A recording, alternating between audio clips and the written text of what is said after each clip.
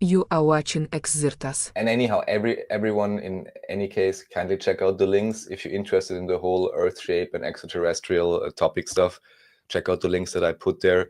There's always something going on, and this whole final experiment thing is still going on, and there's still things happening.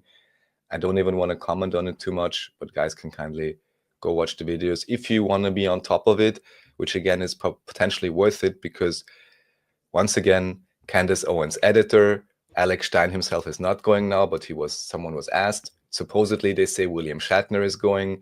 They say Neil deGrasse Tyson may be going.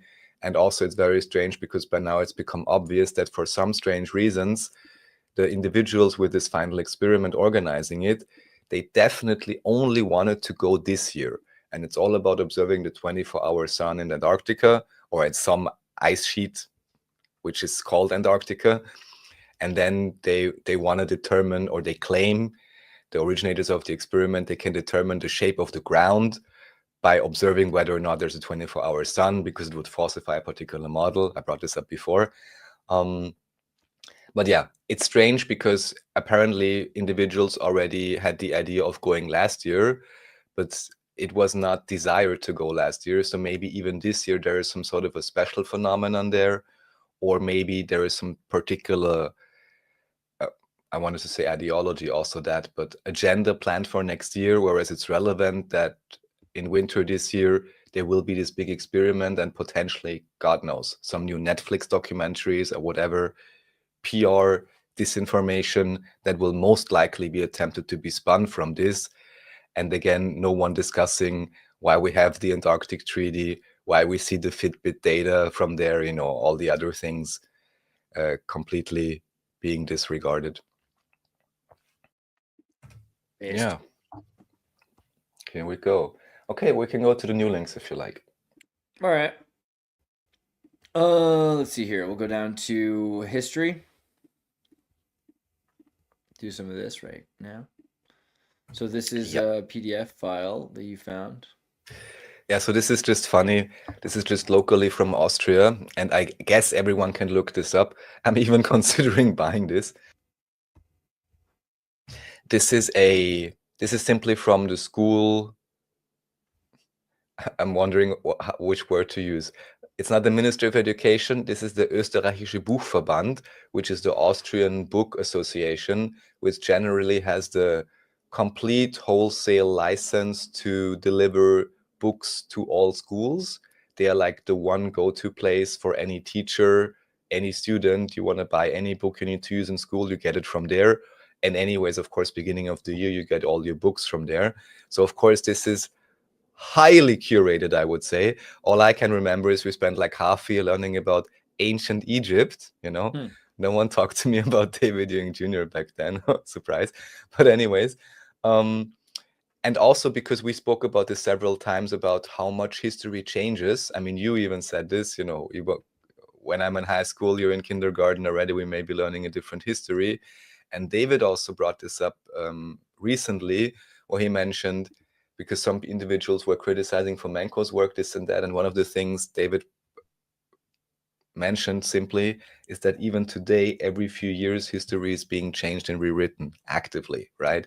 So it may actually be fun or make sense for everyone to check out a current day high school history textbook and then verify whether the tropes and the ideas and the dates they are learning are actually still consistent with whatever they themselves had learned 10, 20, 30, 40 years ago. And it may well be that it's a lot different.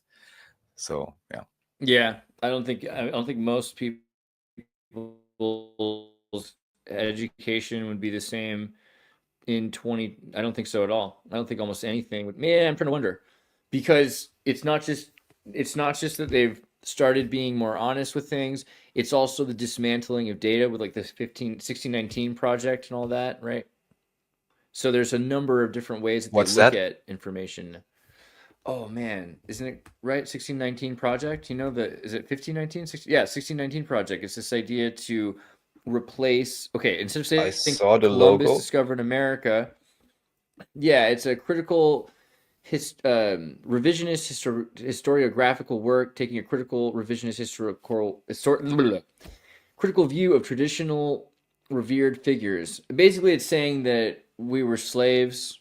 I mean, right? It's a not it's the antithesis of the way education was taught to us as Eurocentric education. So now they're trying to remove, yeah, critical race theory history. That's the easiest way to say it. I was Yeah, like, and what? Aaron would be Where's correct. We my are still slaves. where's my LCD history? I was like, CRT. Thank you for the translation. Yes. Yeah. So 1619 project was launched in 2019 to commemorate the 400th anniversary of the arrival of the first enslaved Americans to the British colony of Virginia. And so it basically presupposes that America is the history of oppression, exploitation, and more than just the gentle uplifting of the Europeans outside of their own hemisphere, right? So this changes everything about the way you look at America, because if you're looking at America like, oh, well, when did the first European come to America? Then you have a different argument. You're arguing about, did Christopher Columbus come first, or was it Eric Leif Erikson and the Vikings? Did they arrive first, or are we talking about Indo-Aryan Persians and Icelandic Rus? Or how far back do you want to go until you look at the north and you realize that it's, the same people, and then there's 5 or 6 other migrations of people 10,000, 20,000 years ago. Do you count them because they're arriving at a place that there are already people at? So this becomes a question about the destruction of the culture that was there first.